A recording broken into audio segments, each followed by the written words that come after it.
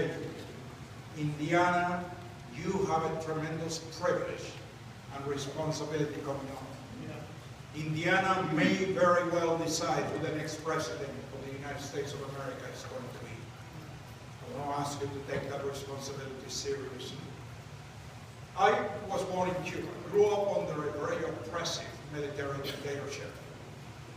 Found myself involved in a revolution as a teenager. As a result of that, I was captured, was imprisoned, was tortured. But by the grace of God, I was able to come to the United States legally and come to the land of the free and the home of the brave. I'm so proud to be an American. This is the greatest country.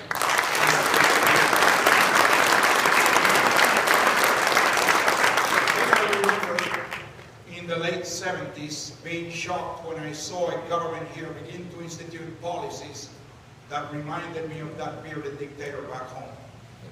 So because of what I saw in Jimmy Carter, I became very involved in Republican politics. I joined that organization called the Religious Roundtable. We mobilized millions of people of faith across America to help elect whom I consider the greatest president since Abraham Lincoln, President Ronald Reagan. So all during 1980, my son was 9 years old.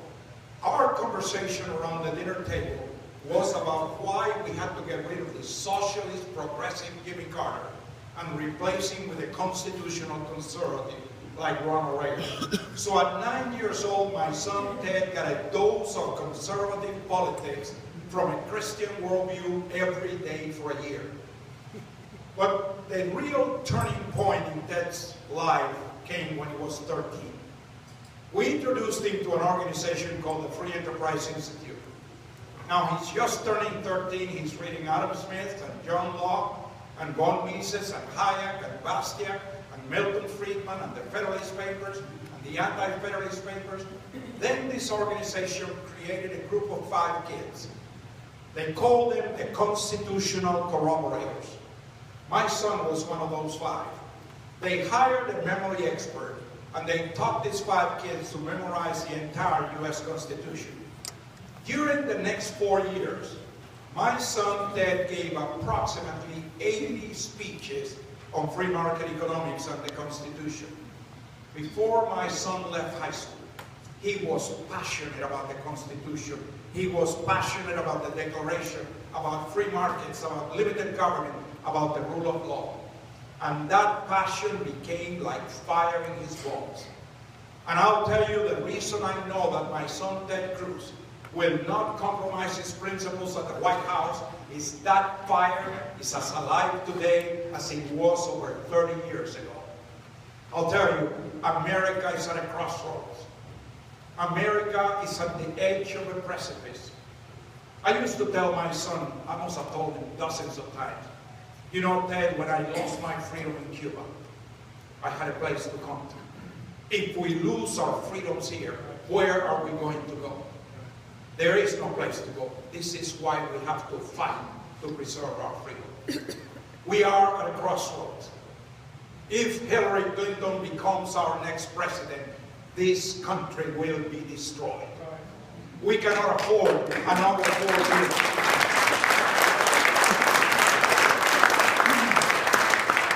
So I will say something to you. The primary is much more important than the general. For too many years, we've had to go to the polls holding our noses to try to vote for the lesser of 2 evils. We have a clear choice in this primary. I'll tell you, when we think about the passing of Anthony Scalia,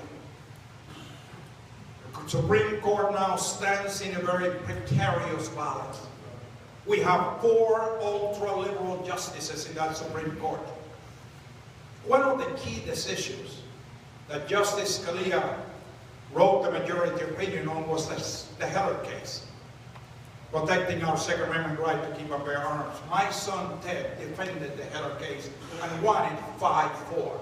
But if you look at the dissenting opinion of those 4 liberal justices, they said that the Second Amendment does not apply to individuals, and individuals do not have the right to keep and bear arms. That is only the collective right of a militia. One more liberal justice justice in that court. And we will all lose our Second Amendment right to keep and bear arms. Why is that so important? Look at history. Every dictator that has taken away the guns from the population has used them to kill millions from the population. And not only will we lose our Second Amendment right to keep and bear arms, one more liberal justice on the court will lose our religious freedom.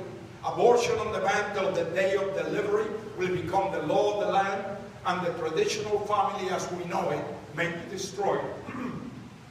And if the traditional family is destroyed, America will be destroyed.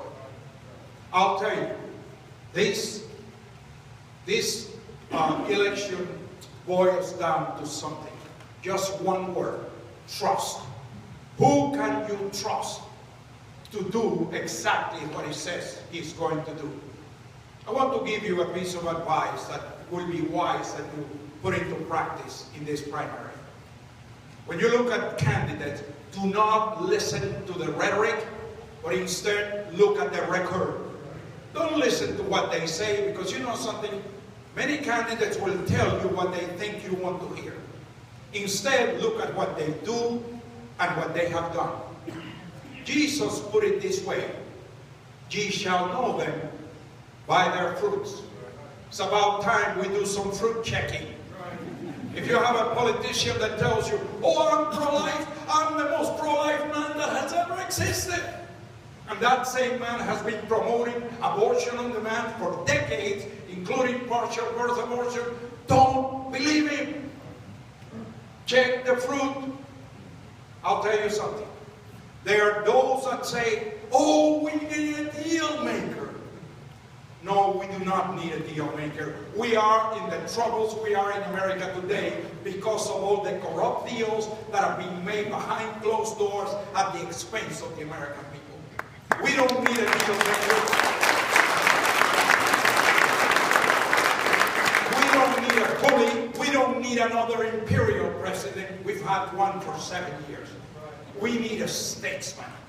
We need a statesman that will stand on the Constitution, on the rule of law, on limited government. Article 1, Section 8 of the Constitution only enumerates 18 powers. If it's not there, the federal government has got no right being involved, and all those powers revert to the states, according to the 9th and 10th Amendment. That is something that my son Ted Cruz will do.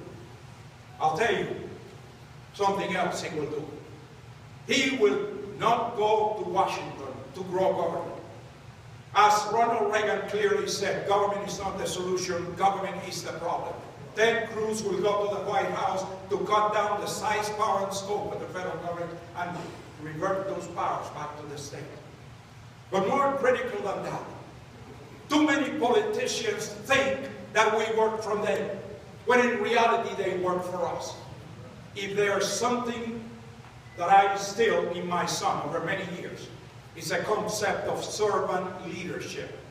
My son understands very clearly that he will go to the White House to be a servant of we the people, to get the government out of the way so every American can achieve his or her dream.